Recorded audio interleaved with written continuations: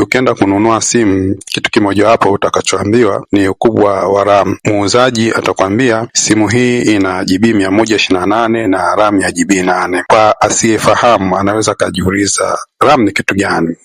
Kwa sababu memory ya GB 128 unafahamu kabisa kwamba ni ya kuhifadhi vitu na applications, lakini hii RAM ni nini hasa na ina umuhimu gani, na kwa nini simu inahitaji RAM? Kwa kifupi, RAM ni memory ya kuhifadhi data. Kwenye simu na kompyuta kuna memory za aina mbili. Kuna memory inayohifadhi data ama mafaili kwa muda na hata milele kama haujafuta, na kuna memory ambayo inahifadhi data kwa muda mfupi na baadaye kupotea. Memory inayohifadhi data kwa muda mchache inaitwa RAM. Kwa nini RAM inahitajika? Memory ya RAM ina kasi kubwa ya kusafirisha data na ndio memory inayowasiliana na processor ya simu au kompyuta. Yaani iko hivi, ukifungua faili au app yoyote, data zinatoka kwenye memory kubwa kwenda kwenye RAM. Ile memory yenye GB 128, 256, terabyte moja, zile ni memory zinazohifadhi data kwa muda mrefu bila kufutika, lakini haziwasiliani moja kwa moja na processor,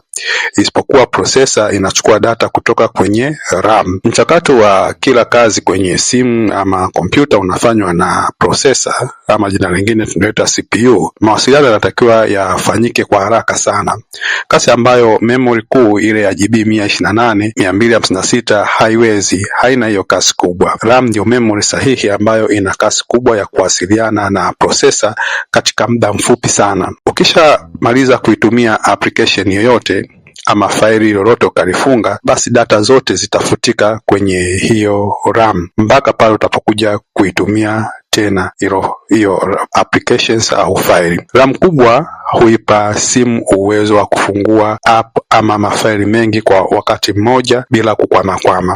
Kwa sasa hivi naweza kukushauri kwamba kama unanunua simu, basi jitahidi hiyo simu iwe na RAM ya GB 8 kama unataka kuitumia simu bila shida.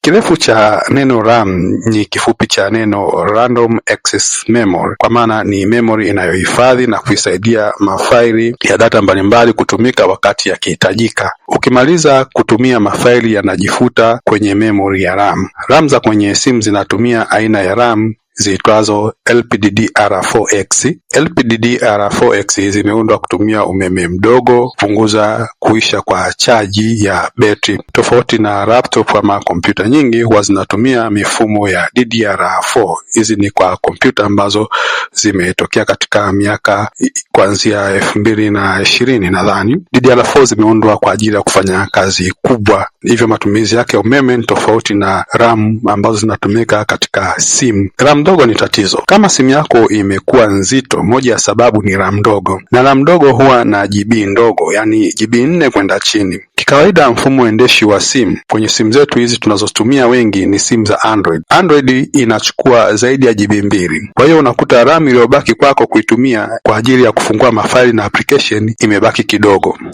Ukiwasha internet, kuna application zinajifungua bila wewe kufahamu, mfano notifications yanayotokea mengi kweli. Hizi pia zinakula RAM. Sasa ukifungua app unayoitaka, RAM inakuwa imebakia sehemu kidogo. Inabidi application yako na kazi zingine zisubirie kwanza ili nafasi ipatikane katika RAM, na hiko kitendo cha kusubiria kama foleni kinafanya simu kuwa nzito. Tumalizie tu kwa kusema RAM ni memory inayotumika kipindi umeifungua applications ama faili lako, na baadaye ukishaifunga hizo data upotea. Ni memory inayowasiliana moja kwa moja na ubongo wa simu ambao unaitwa processor. Ukiwa na RAM kubwa, simu hufanya kazi kwa ufanisi zaidi.